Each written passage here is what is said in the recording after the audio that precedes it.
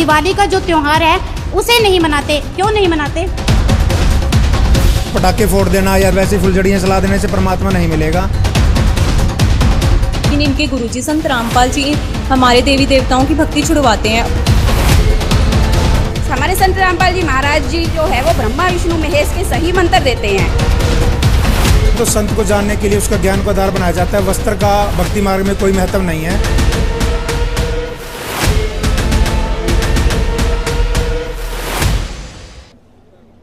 नमस्कार दर्शकों, स्वागत है हमारे चैनल में।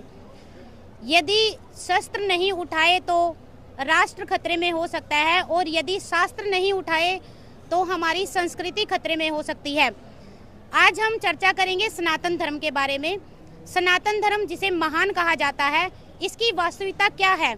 कुछ लोगों को कहना है कि संत रामपाल जी महाराज जी जो है सनातन विरोधी हैं, लेकिन उनके अनुयायियों का ये दावा है कि संत रामपाल जी महाराज जी ही सच्चे सनातनी हैं, जो हमारे शास्त्रों को खोल करके बता रहे हैं।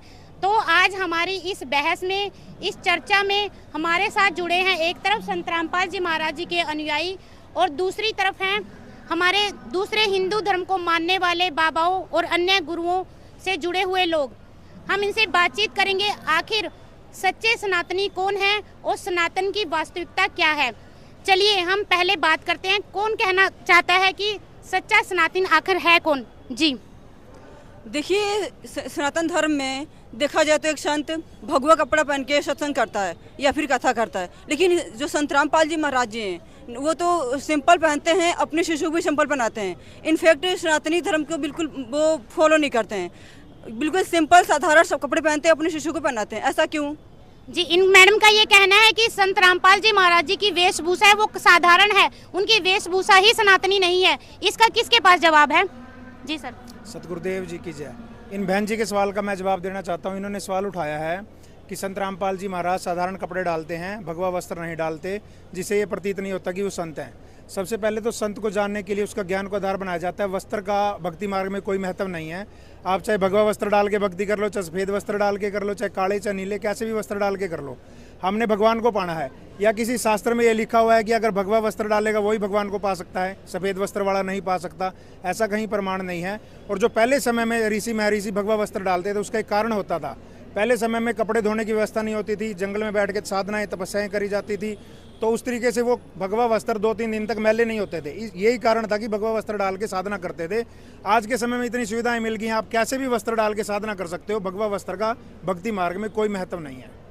जी, इनका ये कहना है कि सनातन धर्म का वस्त्रों से कोई लेना देना ही नहीं है, भक्ति तो भगवान पाने के लिए की जाती है। जी सर, आप कुछ कहना चाहते हैं? सर ने बात की सनातन धर्म की, तो मैं संत रामपाल जी से ये पूछना चाहता हूँ कि जो सनातन धर्म की बात करते हैं ये, तो सनातन धर्म में तो तिलक लगाते हैं, और इनके संत रामपाल जी महाराज तिलक भी नहीं लगाते और ना ही अनुयायी लगाते हैं। इसका जवाब चाहिए। जी, संत रामपाल जी महाराज जी तिलक क्यों नहीं लगाते, कौन बताना चाहेगा? संत रामपाल जी महाराज तिलक इसलिए नहीं लगाते, तिलक लगाना एक पूजा में आता है, और पूजा भगवान की जाती है। कोई भी संत है या कोई भी साधक है, श्रद्धालु है, वो अपनी पूजा क्यों कराएगा? जिसकी पूजा करनी है उसका तिलक लगाया जाता है। हमारे जो पूजनीय हैं, हमारे परमात्मा कबीर साहिब जी, उसका हम तिलक भी लगाते हैं, साधना भी करते हैं, मंत्र जाप भी करते हैं, पूरा आदर से सत्कार करते हैं। और जब हम अपने आप को खुद को तिलक लगाएंगे, एक दूसरे को तिलक लगाएंगे, तो भगवान का अनादर होता है। जैसे कोई पत्नी है वो अपने पति में आस्था रखेगी, अन्य किसी में नहीं रखेगी, ऐसे ही भक्ति मार्ग में सिर्फ भगवान के अंदर आस्था रख के उनकी ही पूजा तिलक वगैरह करना पड़ता है। अन्य किसी का या अपने आप का भाई बहन का कर देते हैं तिलक, या किसी और का, श्रद्धालु का, ऋषि महर्षि का, तपस्वी का, उसकी तिलक लगाने से भक्ति मार्ग में कोई महत्व नहीं है, केवल भगवान का। जी सर, आप कुछ कहना चाह रहे थे? कहना चाह रहे थे कि भक्ति मार्ग में तिलक का कोई महत्व नहीं है। मतलब तिलक तो ये जगत वाले जो संत महंत है ये ही लगाते हैं, मतलब जो है, और भक्ति मार्ग ये जो पूजा जो है ये तिलक लगाना पूजा में आता है।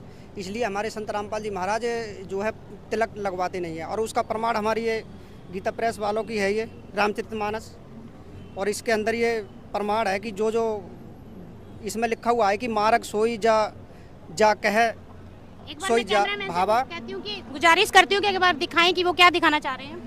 इसमें लिखा हुआ है, 1000 पेज नंबर है इसका, ये गीता प्रेस वालों की ये किताब है रामचरितमानस। इसके अंदर कुछ प्रमाण है नकली संतों के और सच्चे संत के बारे में। इसमें लिखा हुआ है कि मार्ग सोई जा कह कहूँ जो भावा, पंडित सोई जो गाल बजावा। जो मिथ्या प्रचार करते हैं वो सही संत नहीं है, और मिथ्या रंभ दम्भ रति जोई ताके संत कहें सब कोई, मतलब उसी को संत मानते हैं जो मिथ्यावादी पाखंडवाद करते हैं। और आगे लिखा है कि सोई ज्ञान सो परदनहारी, सो कर दम्भ सो बड़ा आचारी, उसी को जो दूसरे धन को चोरी कर लेता है और बड़े बड़े पाखंड करता है उसी को बहुत ही विद्वान मानते हैं। और जो कहे मुँह झूठ मखबरी जाना, जो झूठ बोलता है कलयुग सोई गुणवंत बखाना। इसमें और बहुत सारे मतलब जो है उदाहरण दिए गए हैं जो कलयुग में वही गुणवान माना गया है जो मतलब झूठा प्रचार कर रहा है। जी, इनका ये कहना है कि रामचरितमानस का ये प्रमाण दे रहे हैं कि इसमें लिखा हुआ है कि तिलक लगाना कोई हिंदू धर्म में कोई ऑथेंटिक प्रूफ नहीं है कि वो ही संत हो सकता है। जी, आगे और कोई क्वेश्चन है? जी, मेरा क्वेश्चन ये है कि हमारे सनातन धर्म में तीनों देवी देवताओं जैसे ब्रह्मा विष्णु महेश की भक्ति को सर्वश्रेष्ठ माना गया है, लेकिन इनके गुरुजी संत रामपाल जी हमारे देवी देवताओं की भक्ति छुड़वाते हैं और कबीर जी को पूर्ण भगवान बताते हैं, जबकि हमने तो आज तक यही सुना है कि कबीर जी एक संत हुए हैं। ऐसा क्यों? जी, इन्होंने भी एक सवाल उठाया है कि यहाँ पर हिंदू धर्म में देवी देवताओं की भक्ति मानी जाती है, लेकिन संत रामपाल जी महाराज जी जो है देवी देवताओं की भक्ति छुड़वाते हैं। जी मैम। संत रामपाल जी महाराज जी हिंदू देवी देवताओं की भक्ति नहीं छुटवाते, बल्कि सही रूप से उनकी साधना करने बताते हैं। हमारे संत रामपाल जी महाराज जी कहते हैं कि तीनों देवता कमल दल बसे, ब्रह्मा विष्णु महेश, प्रथम इनकी वंदना फिर ले सतगुरु उपदेश। हमारे संत रामपाल जी महाराज जी जो है वो ब्रह्मा विष्णु महेश के सही मंत्र देते हैं। जैसे भैंसे को भैंसा भैंसा भैंसा करते रहो परंतु वो आपकी तरफ नहीं देखेगा, उसका मूल मंत्र है हुर्र। अगर आप उसको एक बार अपनी हरियाणवी भाषा में हुर्र करके कह दो तो वो आपकी तरफ पलट करके देखेगा। इसी प्रकार से आध्यात्मिक मार्ग में हमारे संत रामपाल जी महाराज जी जो हैं वो ब्रह्मा विष्णु महेश के मूल मंत्र देते हैं जो पूरे जगत में पूरे विश्व में किसी के पास नहीं है। केवल तत्वदर्शी संत रामपाल जी महाराज जी ही एक ऐसे संत हैं जो ब्रह्मा विष्णु महेश की सच्ची साधना बताते हैं कि हमें किस प्रकार की साधना जो है वो करनी चाहिए और किस प्रकार की साधना करने से हमें जो है वो लाभ होंगे। आप ये कैसे कह सकते हैं कि संत रामपाल जी महाराज जी जो मंत्र दे रहे हैं वो ही सही है? संत रामपाल जी महाराज जी जो मंत्र दे रहे हैं वो वेदों के अनुसार दे रहे हैं, प्रमाणों के अनुसार दे रहे हैं, शास्त्र से प्रमाणित ज्ञान के आधार पर दे रहे हैं। और हमारे हिंदू धर्म में सभी जो है वो गीता जी को, वेदों को और पुराणों को ऑथेंटिक मानते हैं। और इसीलिए संत रामपाल जी महाराज के सत्संगों में आप देख सकते हैं कि अगर संत रामपाल जी महाराज जी ने ये कहा है कि ब्रह्मा विष्णु महेश की भक्ति से हमें कोई लाभ नहीं होता तो उसका भी प्रमाण जो है उन्होंने अपने सत्संगों में बताया है। ठीक है, तो इसी प्रकार से मैं ये कह सकती हूँ पूरे दावे के साथ कि संत रामपाल जी महाराज जी जो भक्ति दे रहे हैं वो वेदों के अनुसार और शास्त्रों के अनुसार दे रहे हैं। वेद और शास्त्र हमारे जो हैं वो प्रमाणित हैं, वो पूरा हिंदू समाज जो है वो वेद और शास्त्रों को मानता है। तो इस बेस पर मैं कह सकती हूँ कि संत रामपाल जी महाराज जी जो हैं जो भक्ति बता रहे हैं, जो भक्ति की विधि बता रहे हैं वो बिल्कुल प्रमाणित है और बिल्कुल सही है। जी, इन मैडम का ये कहना है कि जो शास्त्र जो हैं वो हिंदू धर्म का बेस है, आधार है और उसी को लेकर के संत रामपाल जी महाराज जो मंत्र दे रहे हैं वो उनमें लिखा हुआ है। जी, आगे आप कोई बता सकता है? जी, मेरा क्वेश्चन ये है कि जब अयोध्या वापस श्री राम जी अयोध्या वापस आए थे तो उस टाइम पे वहाँ के समाज ने बिल्कुल जो है दिवाली का त्यौहार मनाया गया था, जो कि हिंदू समाज में आज के टाइम बहुत बड़ा त्यौहार है, लेकिन संत रामपाल जी के शिष्य उसको नहीं मनाते। संत रामपाल जी ने उसको मनाने के लिए बिल्कुल मनाही की गई है। ये ऐसा क्यों है? इस चीज़ का कहाँ पर प्रमाण है सनातन धर्म में कि हमें दिवाली बिल्कुल नहीं मनानी है? जी, इनका ये कहना है कि राम जो है श्री राम जी उनको सनातन धर्म में सर्वोपरि माना गया है, लेकिन संत रामपाल जी महाराज जी उनके उपलक्ष्य में मनाई जाने वाली दिवाली का जो त्यौहार है उसे नहीं मनाते। क्यों नहीं मनाते? संत रामपाल जी महाराज जो त्यौहार दिवाली का जो है मना करते हैं, श्री रामचंद्र जी जब 14 वर्ष का वनवास भोग कर आए थे तब उनके उपलक्ष्य में वहाँ पर अयोध्या में दिया जलाया गया था, उनके स्वागत के उपलक्ष्य में जलाया गया था। और जब सीता जी जो है वन को गई थी जो है तब उसके बाद जो है उस दिया को बंद कर दिया गया था, फिर उसके बाद अयोध्या के अंदर दिवाली नहीं मनाई गई थी।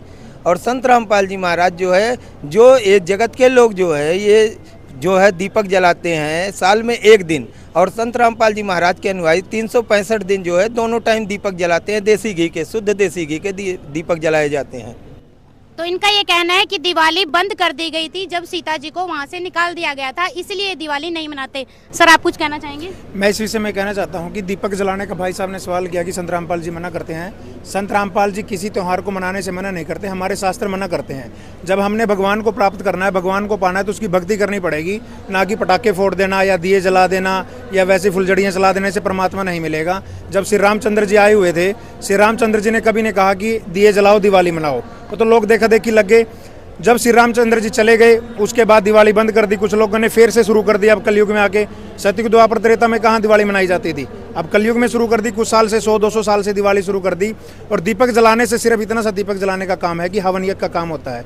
अब एक दिन दीपक जलाने से हमें हवन यज्ञ का लाभ मिलेगा, एक दिन का। संत रामपाल जी महाराज 365 दिन में 2 बार हवन यज्ञ करवाते हैं, जिसका हमें अधिक लाभ मिलता है। और दिवाली के विशेष अवसर पर या होली के विशेष अवसर पर, किसी त्यौहार के अवसर पर करने की बजाय उन नैतिक क्रियाओं का हर रोज अपने जीवन के अनुसार अपने जीवन में ढालो, तब अपने भक्ति मार्ग सफल होगा। तो आपका ये मानना है कि त्योहार नहीं मनाने चाहिए?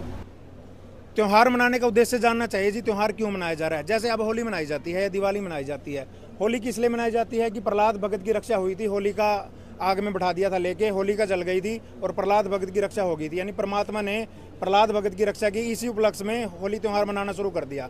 क्या आज हमारी रक्षा हो पा रही है होली मनाने से? होली के दिन कितने एक्सीडेंट होते हैं, दिवाली के दिन कितने हादसे हो जाते हैं, अस्पतालों में कितने मरीज मर रहे हैं। हमें वो भक्ति करनी पड़ेगी जिससे प्रहलाद भगत की रक्षा हुई, हमें वो काम करने पड़ेंगे जिससे श्री रामचंद्र जी आए, लोगों ने स्वागत किया, हमें वो चीज़ें करनी पड़ेंगी, ना कि सिर्फ दिया जला लिया, गुलाल लगा लिया या पटाखे फोड़ दिए, इससे हमारी रक्षा होगी। भक्ति करने से लाभ मिलेगा, त्यौहार मनाने से लाभ नहीं मिलेगा। आपका ये मानना है कि एक पाखंडवाद ही है? देखो उस समय तो पाखंडवाद नहीं था, लेकिन अब फैला दिया पाखंडवाद। अब जो नकली ब्राह्मण लगा लो, नकली गुरु लगा लो, नकली मुल्ला काजी जो भी हैं, उन्होंने हमें आरूढ़ बना दिया किसी चीज़ के ऊपर। जो शास्त्रानुसार भक्ति, आप हिंदू धर्म, मुस्लिम धर्म, सिख धर्म, ईसाई धर्म, किसी भी धर्म का ले लो, केवल हिंदू धर्म की बात नहीं है, किसी भी धर्म का ले लो, जो उसके शास्त्रों में भक्ति विधि लिखी हुई है, हमें वही करनी पड़ेगी। जैसे आदरणीय नानक जी ने कहा है, सोई गुरु पूरा कहावे जो 2 अक्षर का भेद बतावे, एक छुड़ावे एक लखावे तब प्राणी निजगर को जावे। हमें वो 2 मंत्र का जाप करना पड़ेगा हमें सतलोक जाने के लिए। गीता जी में लिखा हुआ है, ओम तत्सत इति निर्देश है ब्रह्मण है त्रिविधय सिमृत है। ये प्रमाण देख सकते हो आप, गीता जी का श्लोक है ये। यानी ओम तत्सत 3 मंत्र की भक्ति करने से लाभ मिलेगा, ना कि दिवाली पे दिए जलाने से लाभ मिलेगा। जी आप कुछ कहना चाहेंगे सर? इन्होंने बोला दिवाली मनाने से भक्ति नहीं होती, परमात्मा जो सनातन धर्म में पाने से, भक्ति करने से ही परमात्मा पाया जा सकता है। हाँ जी, ये बात तो चलो ये ठीक है, जो ऐसा है भी ऐसा बोल रही है, पर हमारे तो देखो एक बात है, भक्ति तो हमारे बहुत गुरुओं ने दी है भक्ति। क्या संत रामपाल जी महाराज कुछ अलग भक्ति लाए हैं? इनके जो गुरु जी हैं क्या वो अलग कहीं से भक्ति लाए हैं? हमारे कितने धर्म गुरु, कितने शंकराचार्य हैं, क्या उनके पास कोई भक्ति विधि नहीं है? ये ऐसा क्या ले आया अलग से कि आज ये संत रामपाल जी सारे समाज के अंदर हो रही है? ऐसा क्या हल लाया ये?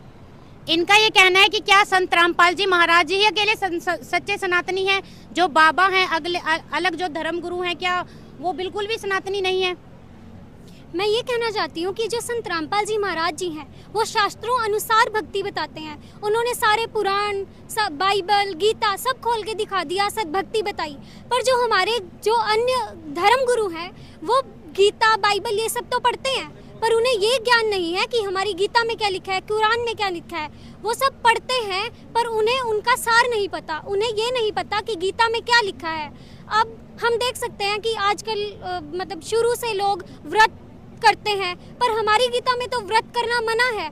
उन्हें गीता का सार ही नहीं पता और बस वो किताबों को पढ़ते हैं, उन्हें असली ज्ञान नहीं पता हमारे धर्म ग्रंथों के बारे में। क्या ये सच कह रहे हैं? बिल्कुल सत्य कह रहे हैं। और इसके लिए कहाँ लिखा गया है कि व्रत नहीं करना, या शास्त्र जो है संत रामपाल जी महाराज जी सही बता रहे हैं? देखिए, श्रीमद् भगवत गीता और 6ठा अध्याय श्लोक नंबर 16 में ये लिखा हुआ है कि व्रत नहीं करने चाहिए, और यह योग ना तो अधिक खाने वालों का, ना ही अधिक सोने वालों का, और ना ही बिल्कुल ना खाने वालों का ही सिद्ध होता है। और 16 में अध्याय के 23 में और 24 श्लोक में लिखा हुआ है कि जो व्यक्ति शास्त्र विधि को त्याग कर मनमाना आचरण करते हैं, ना तो उनको कोई सुख होता है, ना कोई सिद्धि होती प्राप्त होती है, ना ही उनकी कोई परम गति होती है। तो उनको नेक्स्ट श्लोक में बोला है 24वें में कि अर्जुन, हे अर्जुन, तेरे कर्तव्य और अकर्तव्य की व्यवस्था में शास्त्र ही प्रमाण है, उन्हीं को आधार मानना, उन्हीं के अनुसार ही सद्भक्ति बताना करना। सर जैसा कि इन्होंने बोला, क्या आप भी यही मानते हैं कि और कोई संत भी शास्त्रों के प्रमाण नहीं देते? भाई साहब का सवाल था कि संत रामपाल जी महाराज ये भक्ति कहाँ से ले आए। हम पहले अन्य ऋषियों के या बाबाओं के अनुसार भक्ति कर रहे थे। संत रामपाल जी महाराज कहीं से भक्ति नहीं लेके आए। ये भक्ति पहले से आदि सनातन पुरानी भक्ति है, ये शुरू से ये भक्ति चली हुई है। लेकिन अन्य संतों ने क्या किया, इस भक्ति को दबा दिया, छुपा दिया।